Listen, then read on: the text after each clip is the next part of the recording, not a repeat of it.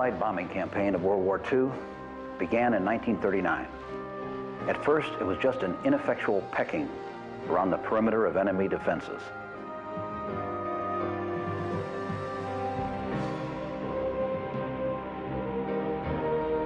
It grew slowly for the first 3 years, then accelerated in late 1944 and early 1945.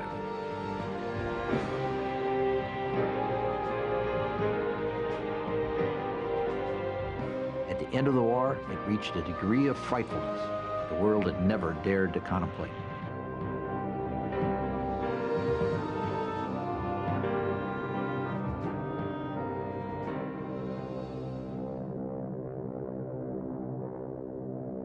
In pre-war conventional wisdom, 40 or 50 tons of bombs were considered enough to destroy London or Paris.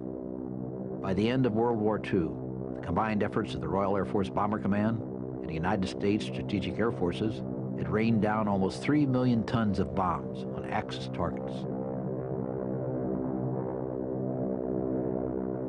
Of this amount, 85% was dropped after June 1st, 1944.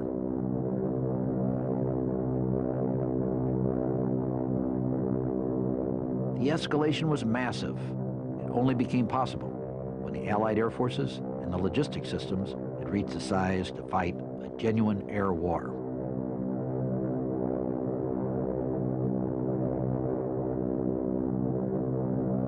The United States Army Air Corps intended that a modern bomber would be able to force its way through enemy fighter squadrons without excessive losses.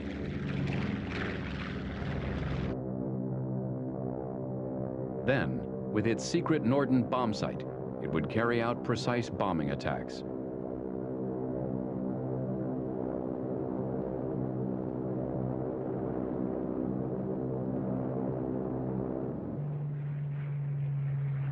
The British belief in precision daylight bombing was shattered by a high attrition rate.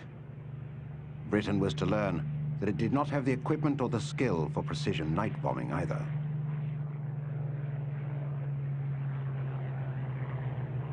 By the time that lesson was clear, the events of the war and the momentum built up for Bomber Command dictated that bombing had to go on in the only way it could, night area bombing.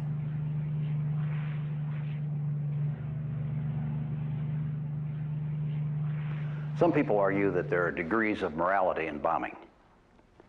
They say that area bombing is more immoral than the precision bombing advocated by the United States. But in the realities of World War II, precision bombing was usually a goal impossible to attain. The question was not, do we bomb precisely, but do we bomb at all? When the Americans arrived in Europe, the British tried to dissuade them from the idea of daylight precision bombing. But American doctrine and equipment were dedicated to that task. They could not readily be converted to night work. To the dismay of the Americans, the bad weather over the continent meant that precise daylight bombing was impossible. The 8th Air Force had to rely on technical equipment that had been developed for blind bombing. The result was that, contrary to popular belief, the American effort was largely an area bombing campaign.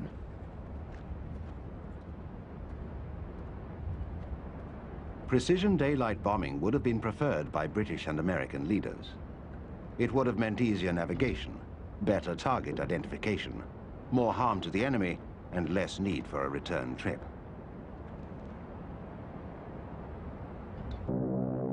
But even the most well-intended bombing meant a shower of bombs from a moving mass that could not be less than 1,800 feet wide. Bombs could easily be released too soon or too late, 5,000 feet or more off target.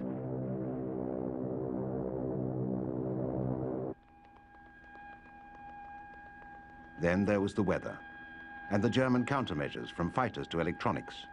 Instead of bombing as they wished, the Allies had to bomb as they could. For the most part, this meant area bombing.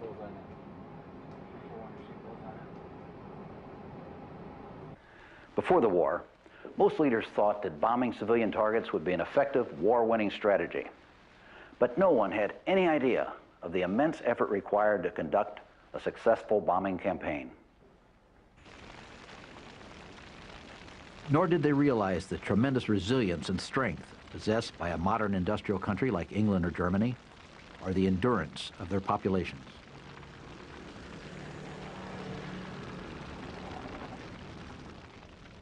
On July the 8th, 1940, just as the Battle of Britain was building, Winston Churchill wrote that he could see only one path to winning the war: an absolutely devastating, exterminating attack on the Nazi homeland. We must be able to overwhelm him by this means, without which I do not see a way through.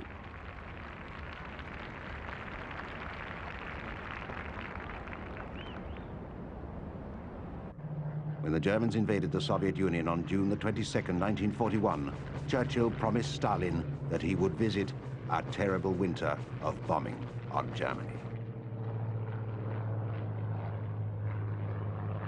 The night bombing offensive was accelerated. It was the only thing Churchill could or wanted to offer Russia in the form of a second front.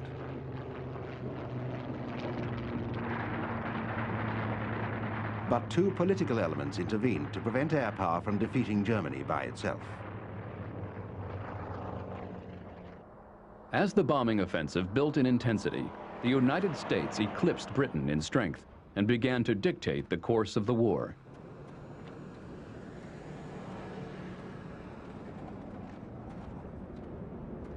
The American leadership wanted to invade the continent.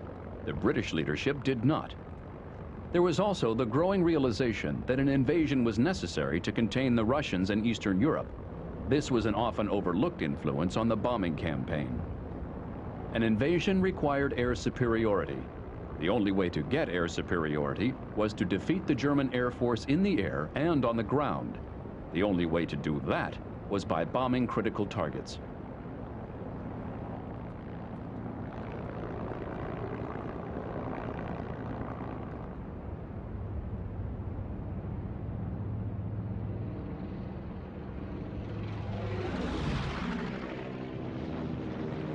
The British learned the hazards of daylight bombing in one mission. On December the 18th, 1939, 24 Vickers Wellington twin-engine bombers made an armed reconnaissance of Wilhelmshaven in Germany.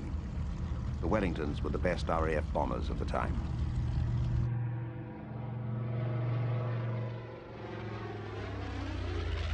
German fighters shot down 10 Wellingtons into the sea, 2 more ditched, and 3 crashed on landing.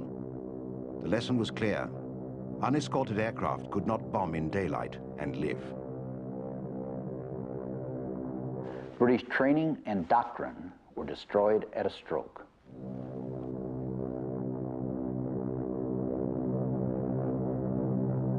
Very little effort had been devoted to night navigation or bombing. Few crews were capable of finding the large Ruhr region in the dark, let alone a city or a factory. Hello, Mac. Where are we now? As though you're likely to know. I can't find where we are. We're coming to Carl's, famous for its breweries, you know. Good old Mac. Let's go down and spread its bread.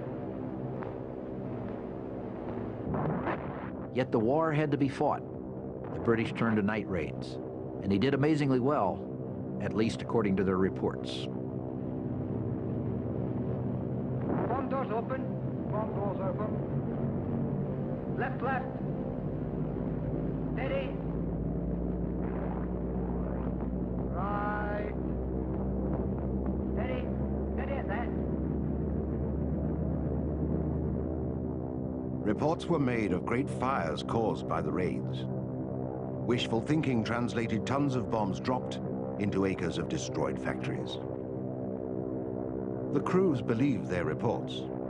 RAF leaders based further actions on them. Churchill directed his war economy to the service of a massive bombing campaign. In autumn 1940, Air Chief Marshal Sir Charles Portal became Chief of the Air Staff. Portal created a plan for Target Force E. 4,000 bombers were to win the war by killing 1 million Germans and making 25 million homeless. I hope I haven't kept you waiting, son. Good Lord, now. Come sit down. But aircrew were optimists. This was reflected in reported accuracy in bombing, in the numbers of aircraft shot down, and in the effect on enemy actions. Bombs were dropped at 20 feet, 50 feet. As a result, Air Force reports came to be discounted and ignored to the point that any real efficiency of the bombing was never appreciated. That was the big one. Yes, there was a smasher right onto it.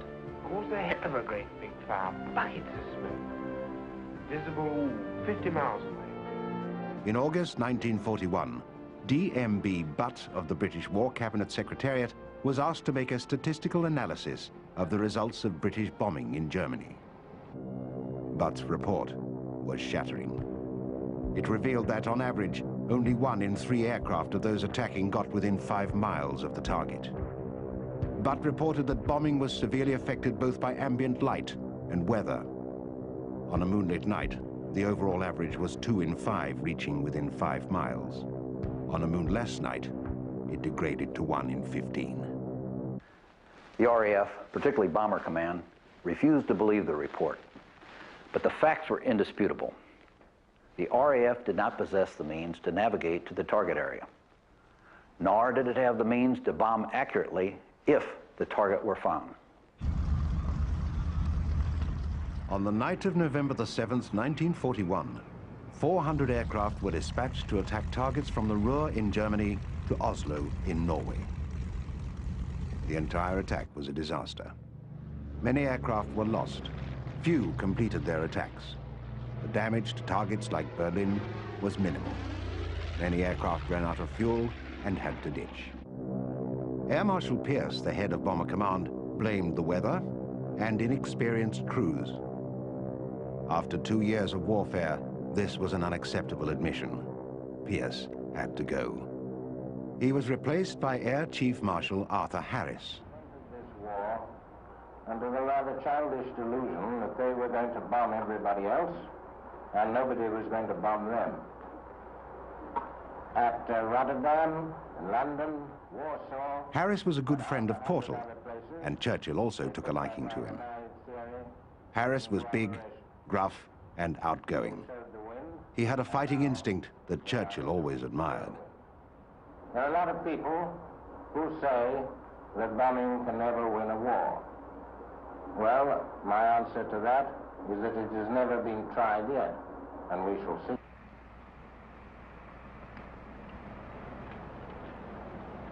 Oh, now there's your plug and lead. Right, thank you. Operations tonight, fellas. How do you know? Oh, I'll get around. I'll get all the gen.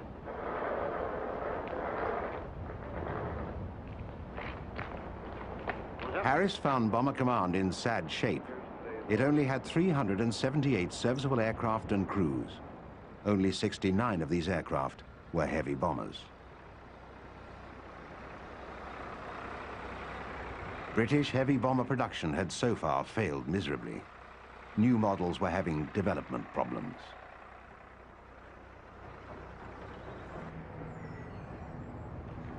The 3 principal Royal Air Force medium bombers were workmanlike examples of the first generation of modern, all-metal enclosed cockpit aircraft.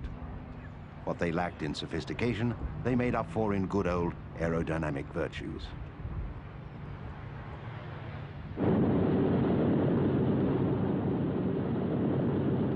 The Vickers Wellington made its first flight on June the 15th, 1936.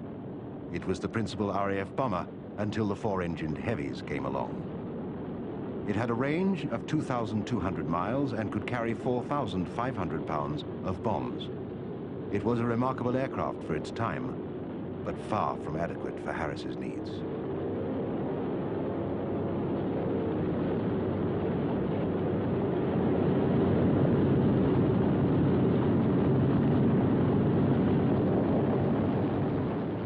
Wellington was supplemented by 2 smaller aircraft. The Handy-Page Hampton was nicknamed the Frying Pan because of its unusual tail boom arrangement. The other was the Armstrong Whitworth Whitley, affectionately called the Flying Barn Door because of its slab sides. In order to help shorten its takeoff run, the Whitley's wing was given a very high angle of incidence. As a result, the Whitley flew in a peculiar nose-down attitude.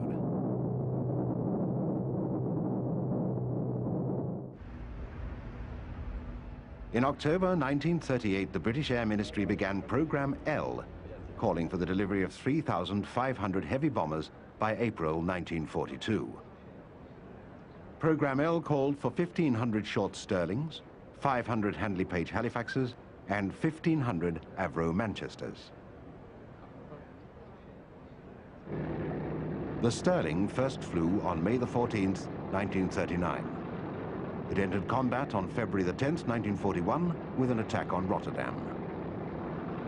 In spite of its clumsy appearance, it was highly maneuverable, but it had a limited ceiling that made its operations increasingly hazardous as anti-aircraft fire improved. It was used in bombing raids until September 1944. The Handley Page Halifax was the second bomber of Program L. It would make up 40% of Bomber Command's strength at the height of the bomber offensive.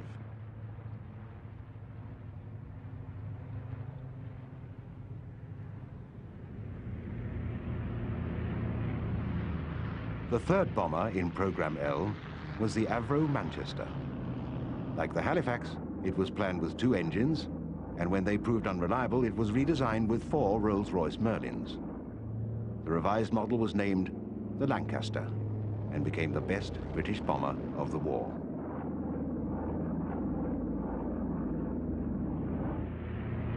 It was a handsome aircraft with a top speed of 287 miles an hour. Its bomb capacity was its major feature. It could carry a normal load of 14,000 pounds. An American B-17 could carry 4,000. Eventually, the Lancaster would be modified to carry the 22,000-pound Grand Slam, the heaviest bomb of the war. The Lancaster was rushed into production even before its first flight.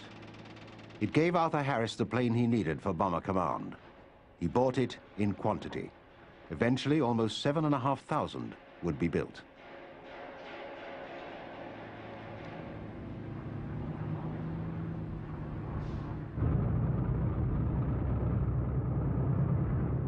The Lancaster was a highly capable aircraft, but it would have been little more than useless without the navigation and bombing equipment that allowed it to deliver its huge load to the proper targets.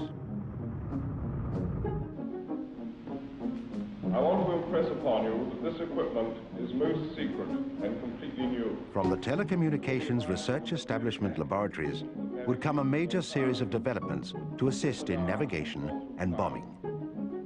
One was called G. The letter G referred to the grid map used with the system. Originally, it was developed as an aid to instrument landings. It permitted a navigator to determine his position easily and accurately without making any transmissions from his aircraft that might reveal its position. It consisted of 3 ground transmitters far apart from each other, transmitting pulse signals simultaneously. It was a tremendous improvement over conventional navigation systems, but the curvature of the Earth limited its range to about 350 miles, and the Germans soon learned to jam it. The aircraft flies out onto this track and is controlled along it by means of dots and dashes, rather like this. Oboe was a ground-to-air blind bombing system. 2 ground stations calculated the range and track of the aircraft.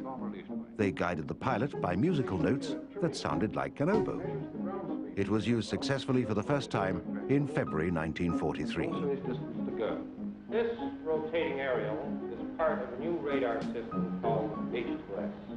H2S was an airborne intercept radar. A radar scanner carried within the aircraft gave a rough picture of the terrain below. When features were quite distinct, like a shoreline, the picture was easy to interpret.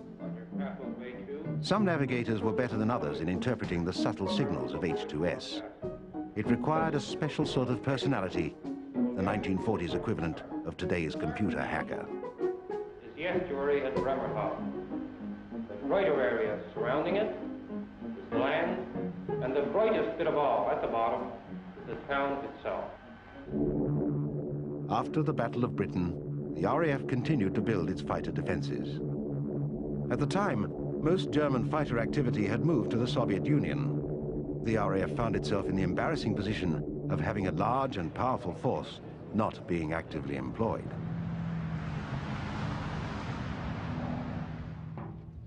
Missions were undertaken to force the Luftwaffe to fight. Some sweeps called rhubarb were made by fighters only. Others, called circuses, were combined fighter and bomber missions. In the summer of 1941, rhubarbs and circuses melded into what the British called a non-stop offensive. But the Germans could elect to fight or not. German radar and radio intelligence services gave ample warning of incoming RAF flights. They could be met by an appropriate force. The new Messerschmitt Bf 109 fighters were an equal match to the intruding Spitfires.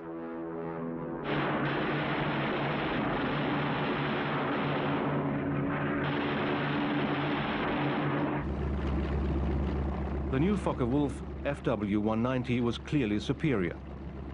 It was the only Luftwaffe fighter to use a radial engine. It was about 30 miles an hour faster than the Spitfire 5 up to 25,000 feet. It had the fastest roll rate of all fighters in World War II.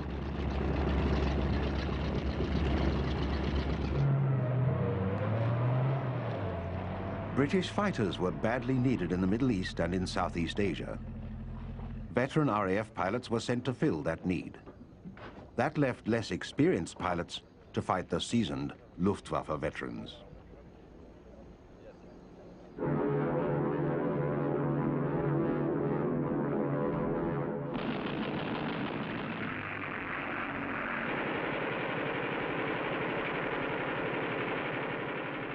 The British offensives failed miserably. Through 1943, the Luftwaffe achieved an almost 4-to-1 victory ratio.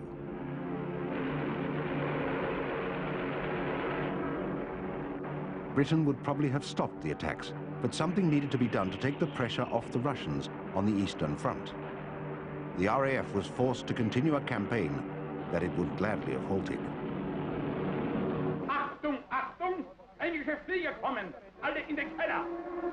The main result of the RAF offensive was the gradual improvement in German defenses by the spring of 1942. Freya early warning radars were placed all along the coast. They were supplemented by an increasingly expert radio intercept service. There was another chain of Freya stations well inland. Achtung!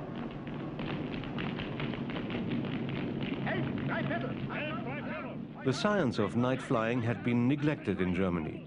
Germany relied almost entirely on flak, anti-aircraft fire, for air defense at night.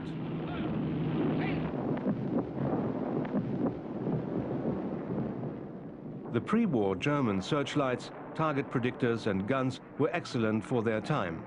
The flak units were considered to be an elite. The Germans believed that flak could put up an almost impenetrable shield against intruding aircraft. But British incursions over Germany soon made it apparent that night fighters were necessary.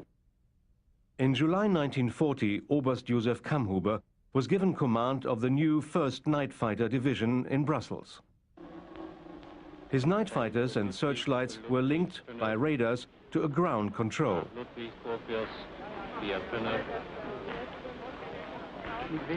The fighters could be controlled and vectored to the incoming bombers, which were illuminated by the searchlights. The concept was called Helle Nachtjacht, illuminated night fighting.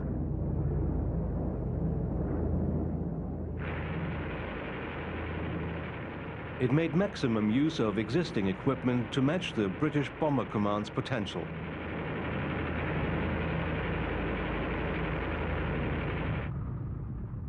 By early 1943, the Messerschmitt Bf 110 came into its own as a night fighter. They bore the brunt of the night fighting through 1943.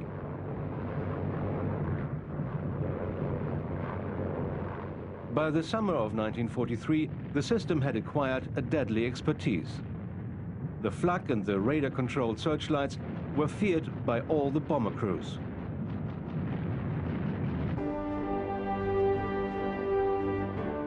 The American 8th Air Force in Britain consisted of a bomber command and a fighter command. In February 1942, it had 6 men and no airplanes. By June 1944, It would have 400,000 officers and men and 8,000 aircraft. The growth was only possible through the generosity and courtesy of the Royal Air Force, which put everything from quarters to secretaries to laborers at America's disposal. The buildup of the 8th was limited both by slow arrival of aircraft and their reassignment to other theaters.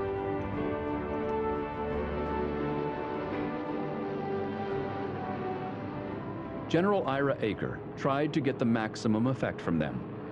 He sent all that he had available whenever weather made daylight precision bombing possible. For the most part, the bombing targets were in the occupied territories.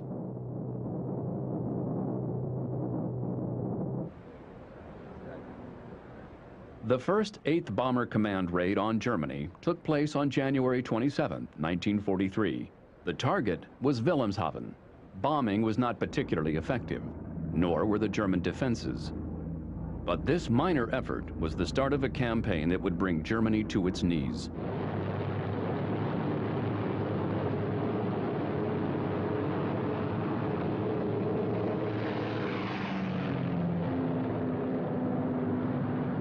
For the next 30 months, the 8th Air Force fought the best the Germans had to offer in the way of fighters and flak.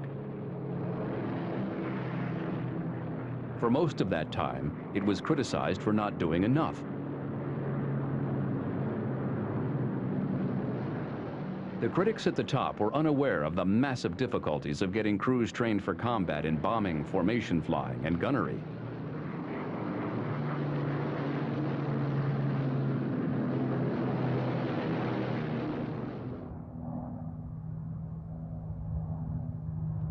Maintenance was another problem.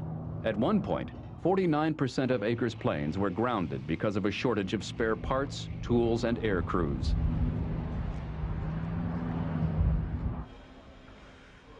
The weather was bad. Sometimes it allowed only 5 bombing days a month. Weather became increasingly important as the numbers of aircraft grew. By 1944, as many as 2,000 aircraft would be taking off to climb through the clouds over England, with only the most primitive procedures to avoid collisions. There were many.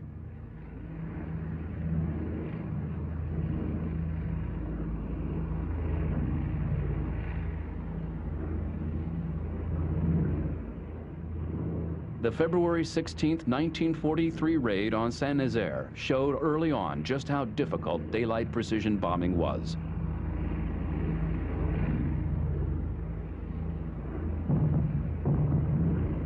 "65 bombers attacked the submarine pens. 6 were shot down, and 2 more were lost in a collision. At that loss rate, the total force would be wiped out in just 8 missions. On a 25-mission tour of duty, a 4% loss rate would mean that statistically, no one would live to complete the tour. Even if the loss rate dropped to only 2%, the crews had only a 50% chance of surviving. But by early 1943, the 8th Air Force was averaging an 8% loss rate. Sioux Fighters, 6 o'clock up, coming in, diving out, Chief. B-17 in trouble out at 2 o'clock, watching. Got an engine on fire. This meant that on average, no one could expect to complete his 13th mission. There's 2 more diving through the 94th. 3 planes, 9 o'clock, coming around. Keep your eye on them, boy. Coming around to 10. Watch them, Chuck. Keep your eyes open. Yeah. They're breaking at 11. Breaking at 11. I got him. Coming around underneath at 10 o'clock. The situation demanded new leaders and new tactics. Both emerged. 17, Chuck. 3 o'clock. Motor smoke. Colonel Curtis E. LeMay was only 35 years old. He was a brilliant leader. His laconic manner and ability to make hard decisions earned him the nickname Iron Ass. He was the commander of the 305th Bomber Group. LeMay insisted on intense training. He personally supervised it, flying in the top turret of a B-17 and calling out instructions to his aircraft commanders.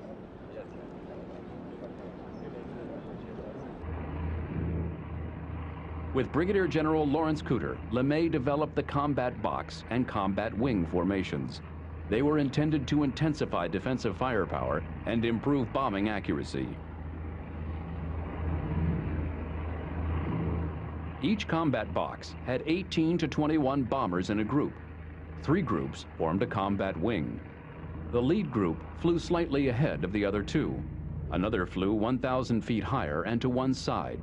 The third flew 1,000 feet lower to the other side. With 54 bombers in a formation, an attacking German fighter would be covered by up to 540 machine guns.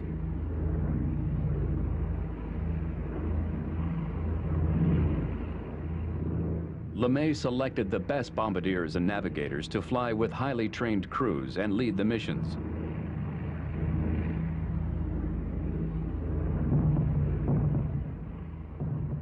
Instead of each aircraft bombing separately, now all the aircraft in the formation dropped when the lead crew did. This ensured a far higher average accuracy.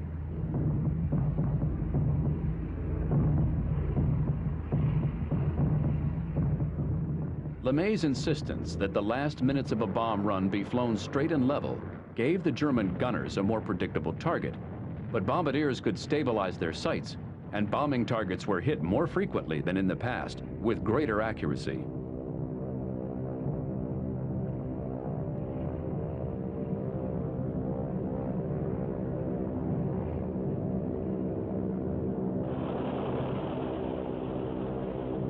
Success in precision bombing in spring 1943 relieved the pressure to convert to night bombing. But in the next 9 months, the 8th would grow slowly and suffer terrible losses. The Luftwaffe was learning too.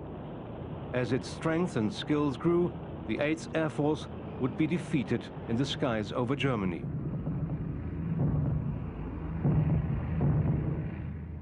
Meanwhile, in May 1942, Bomber Harris sought his first great victory for Bomber Command in the 1,000-aircraft area bombing raid against the German city of Cologne.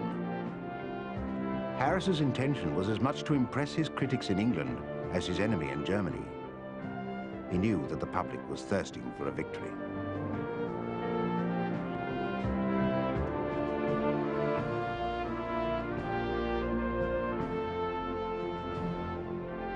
Harris had already damaged the German cities of Lübeck and Rostock in March and April. Joseph Goebbels' propaganda machine called for retribution against English cultural centers.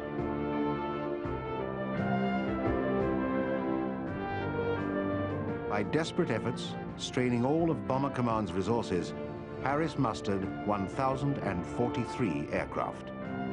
More than half were Wellingtons, but he also had some of the new 4-engine bombers, the Halifaxes, Lancasters, and Stirlings.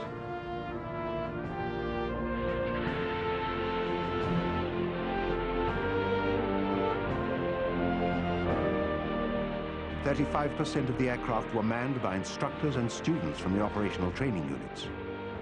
This was a risk. If training crews were destroyed, the bomber offensive would be set back for a year until they were built up again.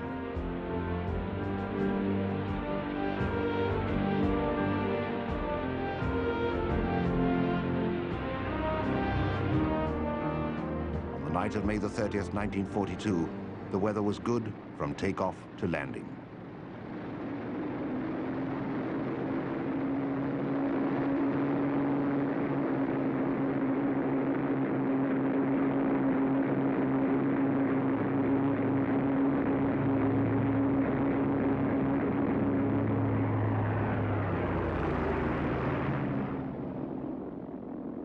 The chosen target, Cologne, was bathed in moonlight.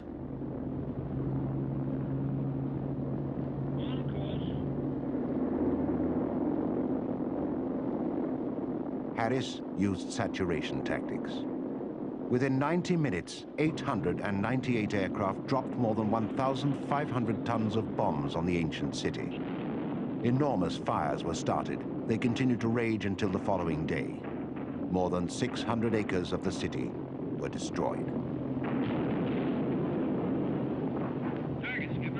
Harris had achieved his aims. His opponents in Parliament were silenced. In the long run, England's resources were tipped towards Harris's mission. 1/3 of Great Britain's manufacturing effort went to support the bomber offensive.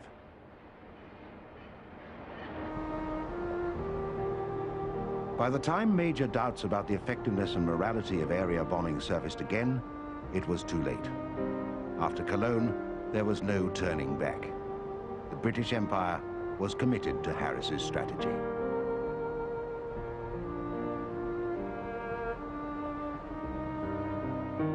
The German reaction to the raid was ineffective. Hermann Göring refused to believe the damage reports. If they were correct, it meant that his defenses had failed. It also meant that the RAF had reached a strength unattainable by the Luftwaffe. Göring told Hitler that only 70 planes had been involved and 40 of them had been shot down. But Hitler soon found out the truth, and Göring's fall from grace was accelerated. The devastation in Cologne was tremendous.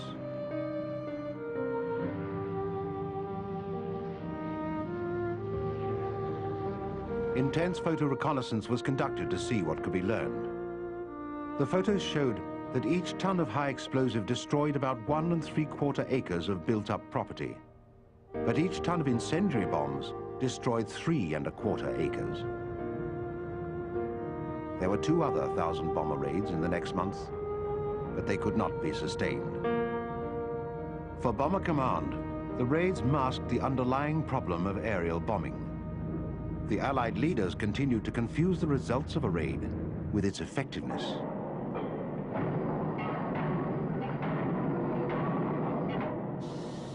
In all these raids, the result was obvious destruction and damage. But in fact, the early bombing, all the way through the war to the middle of 1943, had little effect on German production and less upon morale.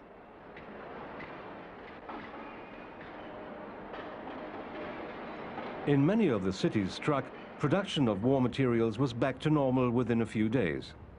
In some cases, patriotic resentment would drive production levels higher.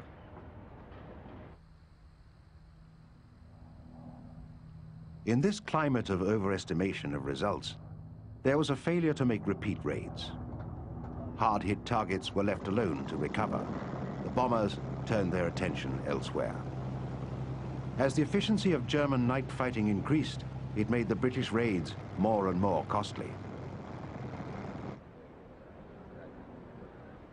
But even as Harris took satisfaction in the damage to German cities and began a fateful assault on Berlin, the German night fighter force was preparing to win a victory in the spring of 1944.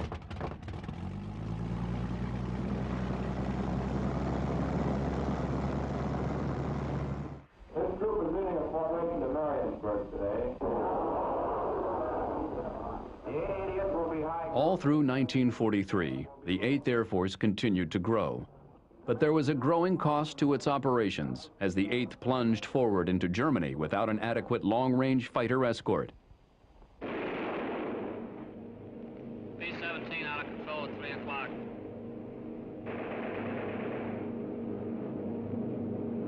Come on, you guys, get out of that plane. Bail out. There's one. He come out of the bomb bay. Yeah, I see him. There's a tail gunner coming out. Watch out for fighters. In July, 128 4-engine bombers were shot down. 1,280 crewmen were removed from the war. The cost to Germany was only 40 fighters. Come on, the rest of you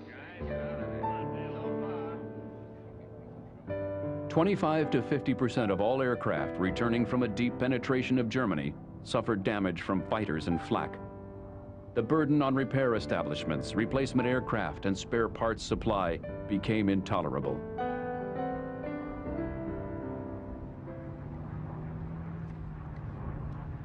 While the 8th Air Force battled the German day fighters, RAF Bomber Command was fighting a similar battle at night. For 10 long months in 1943, it attacked the German industrial heartland in the Ruhr.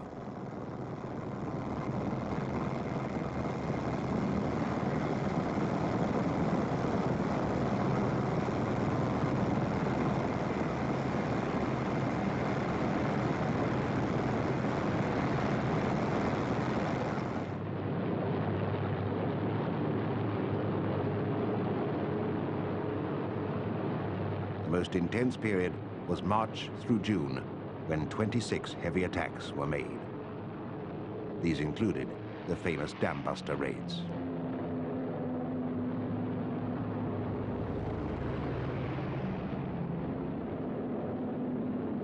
The Ruhr was hotly defended by flak and night fighters. It became evident to Bomber Command and the 8th Air Force that the German fighter force had to be destroyed if bombing operations were to continue. In May 1943, the date for the Allied invasion of France, Operation Overlord, was set for May 1st, 1944. This gave Bomber Harris and Ira Aker 12 months to accomplish the objectives of Operation Point Blank. Point Blank was the combined bomber offensive. Allied air superiority was essential if the invasion of France was to succeed. It was clear that air superiority could only be established if the Luftwaffe was forced to fight. This was only possible if the bombing of vital targets could be sustained. It meant that the 8th Air Force and Bomber Command had to throw themselves upon the German sword to blunt it. It would be a bloody and costly process.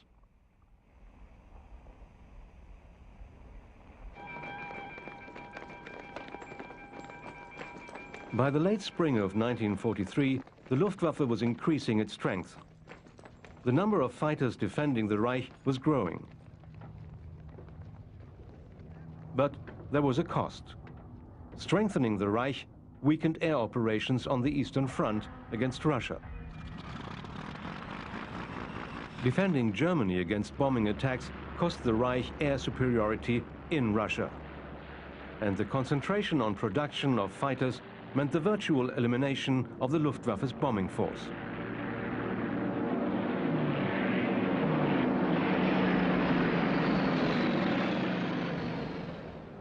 Operation Point Blank, the combined offensive by Bomber Command and the 8th Air Force, was directed against 76 targets. It was fully recognized that this wholesale attack was dependent on destroying German fighter strength either before or during the attack. The Luftwaffe was to be destroyed in the air, on the ground, and in the factories. General Aker began a faithful execution of the directive.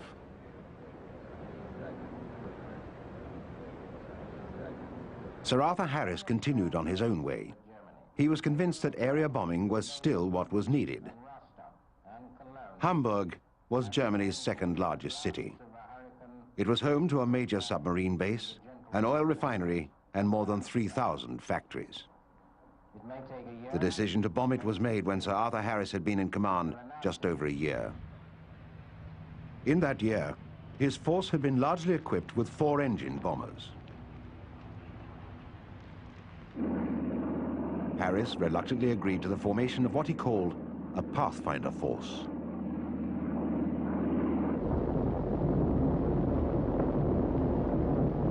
Two aircraft would use the G navigation system to lay down flares on either side of a target.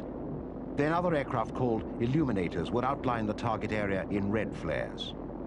Finally, marker aircraft would drop incendiaries to start fires in the target area.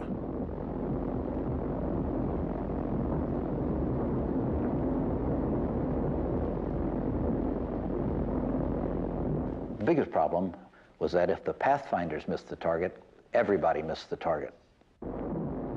Also, there was a tendency for each succeeding wave of bombers to drop early to avoid the flak. Gradually, the center of bombing would creep backwards, sometimes out of the target area. But Pathfinder techniques improved with experience. A master bomber was introduced to act as on-scene commander. And will direct the main force onto the aiming point. Foretop to all crews, foretop to all crews. Begin bombing on the red markers. They are accurate, they are accurate. Bomb on the red markers. Harris planned to drop 10,000 tons of bombs on Hamburg over a period of several days. He had an interesting new weapon up his sleeve: window. Window was the simplest of all electronic countermeasures. Small pieces of metal-coated paper or foil strips each showed up on German radar as a target. They confused enemy radar scopes and blinded them to the real targets, the bombers.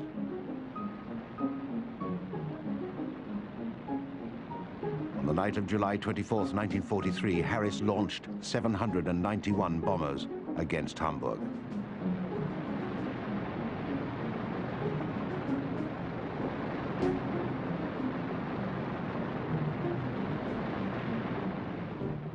The first window was dropped by Pathfinder aircraft as they approached the German radar. It became impossible for the German radar operators to distinguish real from false targets. No meaningful directions could be given to the night fighters. Tons of explosive and incendiaries rained down. On the night of July the 27th, Bomber Command put 729 aircraft across Hamburg in 45 minutes. They dropped 1,200 tons of incendiaries. Many fires were still smoldering. The incendiaries combined with the weather to create a new phenomenon, the man-made firestorm.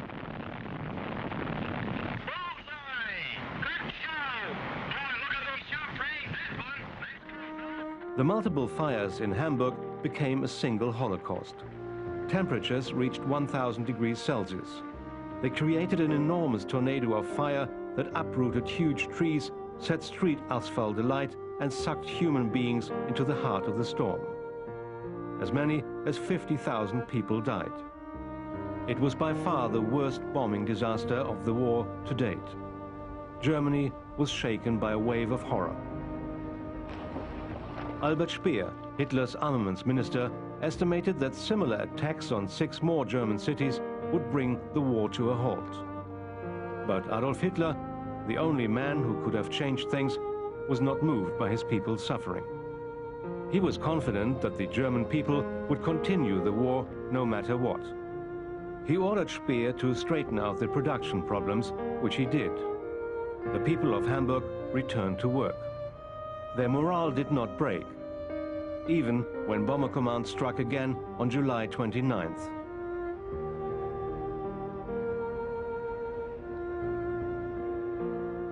"50,000 people had been killed. 900,000 people were homeless. Thousands of buildings were destroyed." Yet the German people rallied quickly.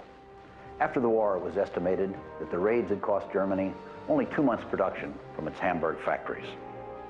And as the people recovered to fight on, so did the Luftwaffe.